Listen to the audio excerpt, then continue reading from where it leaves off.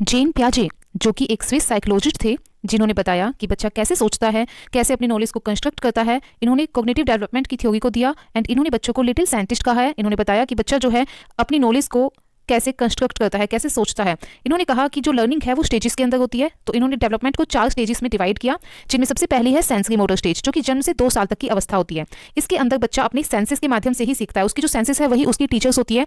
बच्चा चीज़ों को देख के, टच करके, सुन के सीखता है एंड इसके अंत तक आते आते सेंसरी मोटर स्टेज में ही बच्चे के अंदर ऑब्जेक्ट परमानेंस आ जाती है, यानी कि बच्चे समझते हैं कि चीज़ें आंखों के सामने ना हो तब भी वो एग्जिस्ट करती है। ये लगभग 8 से 12 मंथ में डेवलप हो जाती है।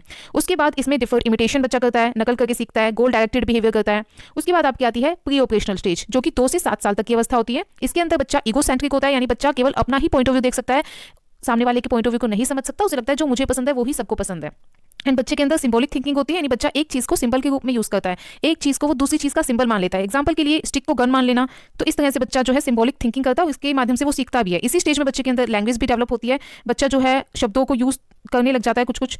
उसके बाद इसमें जो है बच्चे के अंदर कंजर्वेशन नहीं होता है, बच्चे के अंदर इरिवर्सिबिलिटी होती है, वो रिवर्स नहीं कर पाता चीज़ों को। उसके बाद आपकी आती है कॉन्क्रीट ऑपरेशनल स्टेज, जो कि 7 से 11 साल तक की अवस्था होती है। इसके अंदर बच्चे के अंदर जो है लॉजिक आ जाता है, उसे क्लासिफिकेशन आ जाता है, अलग अलग कैटेगरीज में चीज़ों को डिवाइड करना, उसको कंजर्वेशन आ जाता है, उसके अंदर सीरिएशन आ जाता है, असेंडिंग ऑर्डर डिसेंडिंग ऑर्डर में चीज़ों को लगाना। एंड बच्चा ये समझ जाता है कि शेप एंड साइज के चेंज होने से भी क्वांटिटी सेम रहती है, उसके ऊपर कोई भी इफेक्ट नहीं पड़ता है। That is conservation. तो बच्चे के अंदर जो है ये आ जाती है चीज़ें, इंडक्टिव रीजनिंग करने लग जाता है बच्चा। उसके बाद आपकी आती है फॉर्मल ऑपरेशनल स्टेज, जो कि 11 से 15 साल तक की अवस्था होती है। इसके अंदर बच्चा अब्स्ट्रैक्ट थिंकिंग कर सकता है, लॉजिकली सोच सकता है एंड बच्चा जो है जो अब्स्ट्रैक्ट प्रॉब्लम्स है उनके बारे में सोच सकता है, लाइक फ्रीडम क्या है, उसका क्या मतलब है, जस्टिस, डेमोक्रेसी, ये सब जो टॉपिक्स है वो बच्चा बहुत ही डीपली समझ जाता है, समझने लगता है। उसके अंदर आइडियाज आते हैं, कॉन्सेप्ट्स वो समझ पाता है। हाइपोथेटिकल डिडक्टिव रीजनिंग बच्चा कर सकता है, लाइक अपनी हाइपोथेसिस बनाना एंड लॉजिक से कंक्लूजन निकालना। तो बच्चा जो है ये सब सीख जाता है फॉर्मल ऑपरेशनल स्टेज में।